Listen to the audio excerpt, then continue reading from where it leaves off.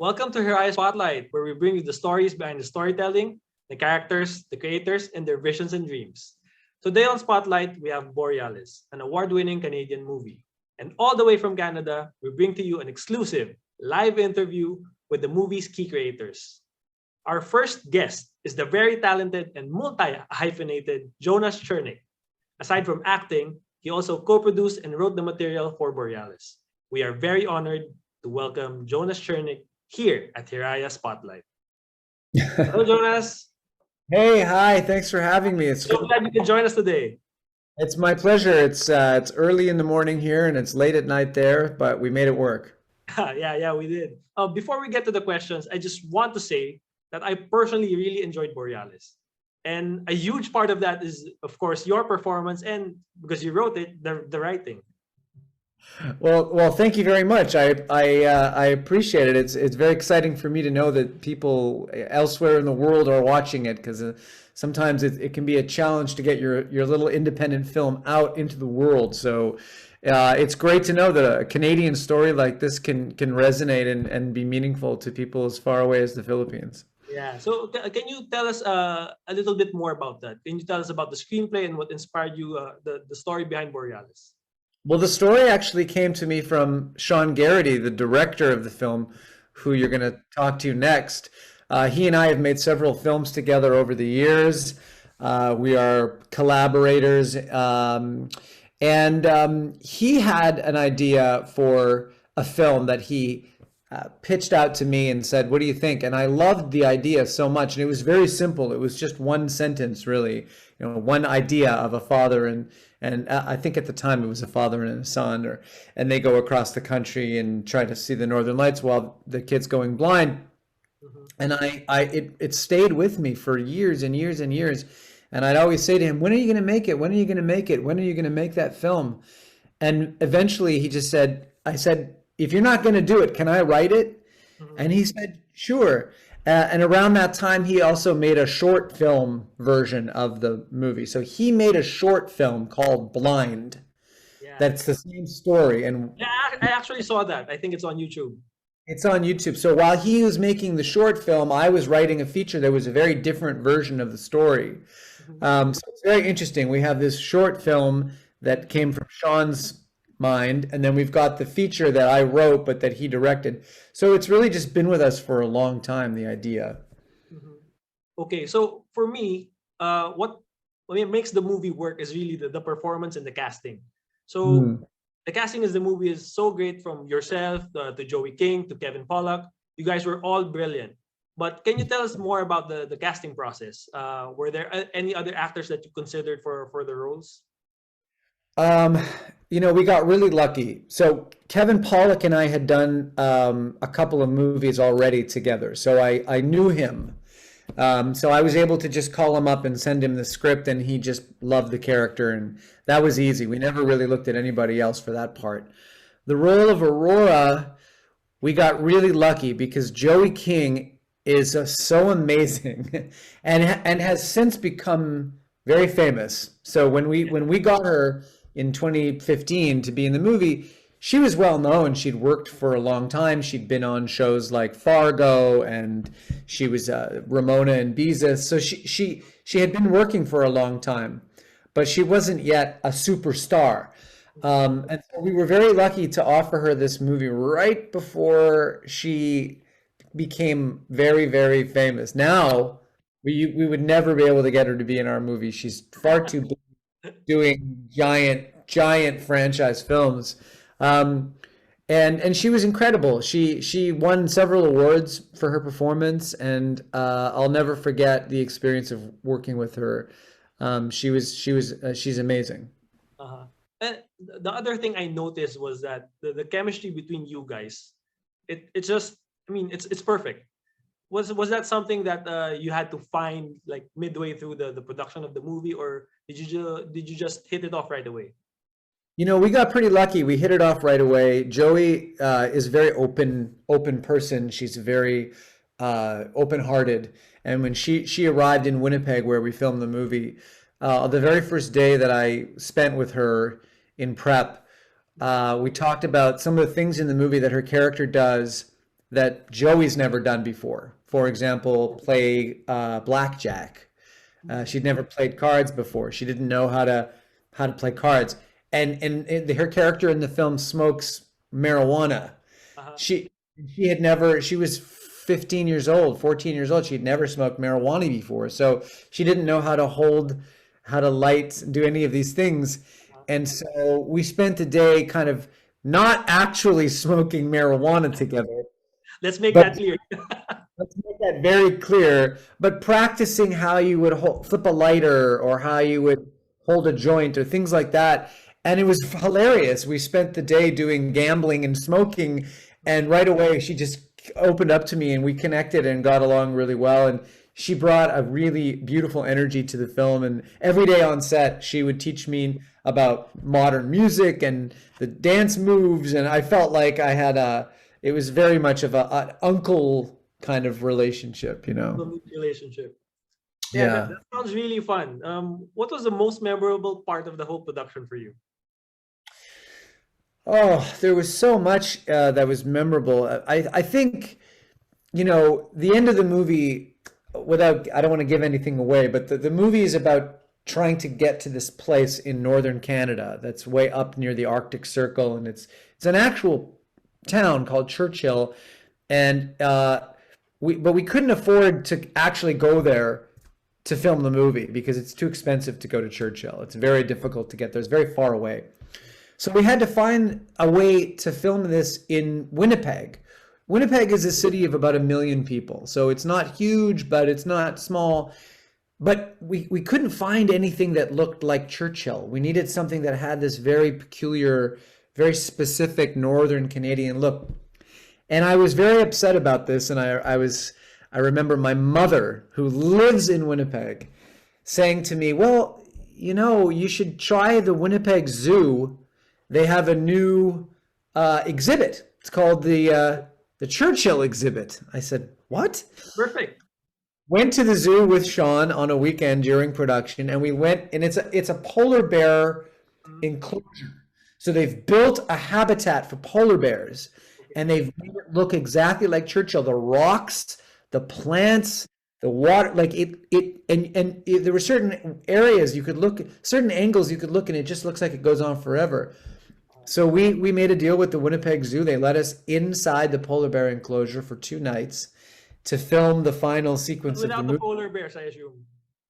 They moved the polar bears out, but let me tell you, that was an adventure too, because we made this agreement and we showed up with all of our trucks and everything, and we said, okay, let's go in. And they said, yeah, the polar bears, they're not moving. I said, excuse me? I said, well, we can't force them to move. They have to voluntarily. The polar bears, they have to voluntarily move. And we had to wait an hour or so until the polar bears decided that they wanted to go inside the building and relax in there. So that was a real adventure, and I felt like we really got lucky, and the universe was taking care of us. Mhm. So okay, was from the point of view of your character Jonah, what is the movie Borealis about? So not you as a writer, but your character. Yeah, that's a great question. I mean, I think Jonah, first and foremost, he owes money and he's worried about his safety. And so, you know, he has an addiction. He's addicted to gambling, and he's in trouble. So for Jonah, it starts off as, I need to get out of here. I need to save my butt. I need to run. And the movie is that journey. Now he has to take his daughter with him because he can't leave her alone. He's just found out that she's going blind.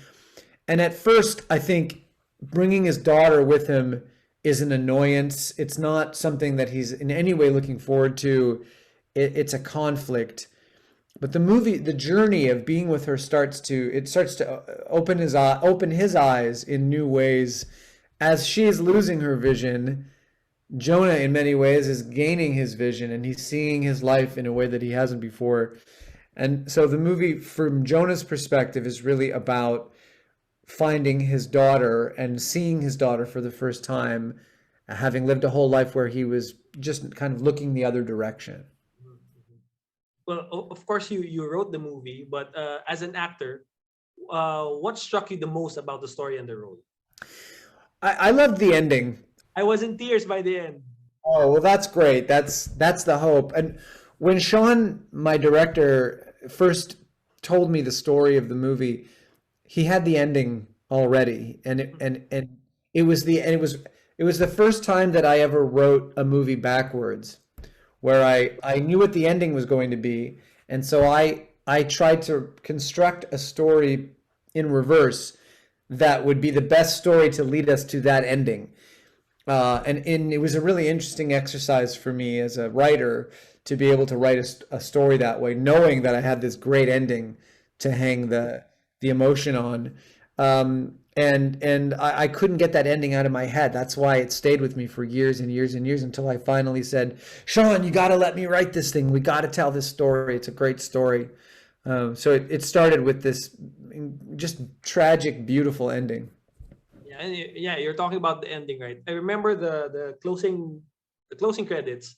You know, normally you just turn it off, right? But this time, while watching the names roll by, you're watching the aurora borealis behind it, right? And Yeah. the whole movie, you were waiting if you were wondering if Jonah and Aurora will be able to see it, and then, well, I don't want to give away the ending, but the audience got to see it anyway, right? So that's what I love about it. Yeah, it's that's great. That was kind of a last minute thing where we were finishing the film and we felt like we wanted to give the audience something in those final few moments. Usually, yeah, the movie ends and you go to black Yeah. and then the credits roll. But Sean really felt like we needed to stay with the audience a little longer. We needed it to be a slower exit so people could take more time. And he used a brilliant special effects artist in Toronto named Firuz Daoud, who designed that closing sequence with those northern lights, the aurora borealis, and it's so beautiful. Yeah, I agree. I absolutely agree. But Jonas, I can't help but notice that the name of your character sounds very similar to your name. I'm thinking that's not a coincidence, right? Uh, all the movies that I've made, Uh-huh. that I've written and acted in, all the lead characters, all the characters I play, they have a name that begins with the letter J. Okay. And that's just something I started doing from the very beginning with this movie here. I was Joseph, and then this movie over here, I was James, and Jonah was just the next one in line. I didn't think of it as any more similar to Jonas than the other names, but of course it is. Mhm. But I don't think that this character is the most autobiographical of my characters. In fact, not even close. It's way down the line. But when I was writing this movie, I had my first daughter, and then while we were filming the movie, or around the time that we filmed the movie, I just before that I had my second daughter. So fatherhood was on my mind, and being a parent and being a dad and having daughters. So that's the connection for me is this experience of having a daughter and what that means. Okay, and what would you say is your favorite part about the character? I don't usually play bad guys. Like I don't usually play dangerous. Not that he's dangerous in a violent way, but there's something about him, the gambling and the running from the criminals. I really enjoy the danger. I like the danger of the character and the world that the character lives in. I don't usually play that kind of a role. So that was a lot of fun for me. But the thing about your performance was the reason why I enjoyed it and I liked it is, of course, Jonah is a bit unlikable, right? The background of the character, but you made him charming. Like it's hard for the audience not to love him. Huh. Well, thank you for saying that. It's definitely something that Sean and I deliberately did, where I'm very interested in introducing a character with flaws and introducing a character to the audience who is not immediately likable and has obvious problems and flaws that need to be overcome. And then it becomes our job as filmmakers to see can we keep you interested? Can we keep you involved? And how far can we push the boundaries of what this character does, while still holding you interested? So the idea that Jonah makes some bad choices in the first 20 minutes of the movie, and then you want to see him dig himself out of that hole. That's part of what I like, how I want to engage the audience and how I want to get people interested in the character. But I'm glad it worked for you. Well, the movie is a road trip movie, right? So I'm sure that in itself presents some challenges. But as a producer, was there a particular scene in the movie that was difficult for you to shoot? You mentioned something about not being able to go to Churchill, right? Something like that. Was there anything else? We did go to what we were able to do is on one of our weekends when the crew was resting, we took five people, our cameraman, our camera assistant, myself, and the director, and we did take a little flight up to Churchill just for 2 days and filmed the exteriors of me walking and the lake, the water, some of the tree. There's no trees up there, but the vegetation. And that was challenging getting up there and doing that. As I said, the filming the finale in a polar bear enclosure at the zoo was very difficult. It was a great challenge. But other than that, it was kind of it was a long time ago, so it's hard for me to remember this. I'm sure that each day I had a challenge that I had to overcome. There was constant challenges making a low budget movie, but those were the big obstacles for us to try to overcome. And other than that, mostly what I remember is acting with Joey or Kevin Paul or Emily Hampshire, who plays Kyle in the movie, and just being able to really dig into the scenes and really get to know the characters and really explore the characters. That was the highlight for me. Okay, so when you finally saw the movie for the first time, a movie that you wrote, you acted in, and you co-produced, so maybe you saw the first cut of the film or you were at the premiere, what scene made the most impact on you? Yeah, I mean, I try to go to as many screenings as I can. So I saw the movie in film festivals in Montreal, in Vancouver, in Sudbury, Ontario, in Brooklyn, New York, where we were the opening night film. And always the final scene is the one that gets the most reaction, where you can feel the audience crying or clenching or leaning forward. It's always that final. So I would stick around all the screenings. I would always stick around for that final scene, or if I had to leave, I'd come back to be in the room when that happened. Just to see how they react to it, right? Yeah, to see how this particular audience is reacting each time. Jonas, for our final question, this is something that we're going to be asking all our guests. So as you know, the name of the show is Hiraya Spotlight. And you're probably wondering, what does Hiraya mean in the first place? Okay, so Hiraya is actually an ancient Filipino word that figuratively means to reach one's dreams. So could you share with us, Jonas, what is your Hiraya?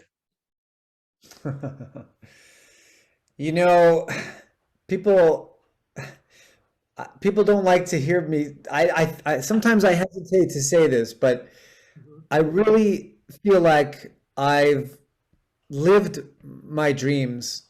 I live in an amazing country where I make my own movies, where I act in other people's movies. I tell my own stories. I have 2 beautiful daughters and a lovely wife, and I'm very lucky. I don't dream of much more than what I have. I did dream for my whole life that I could tell stories and make films. But here I am with you on this interview now, showing this movie to the audiences in the Philippines. This is my Hiraya, right here, right now. Great answer. Jonas, thank you for being our very first guest on Hiraya Spotlight. I'd love to come back. Anytime you show one of my movies, I'll be here. Thank you so much for having me. It was my pleasure. Jonas, before we say our goodbyes, in Filipino, the word Hiraya is also used in one's parting wish to someone. So as we end our interview and begin another story to share across the globe, Jonas, may your dreams come true. Thank you. Same. Thank you. So that was an amazing interview with Jonas Chernick. Please stay with us for more about the stories behind the movie Borealis with our next special guest.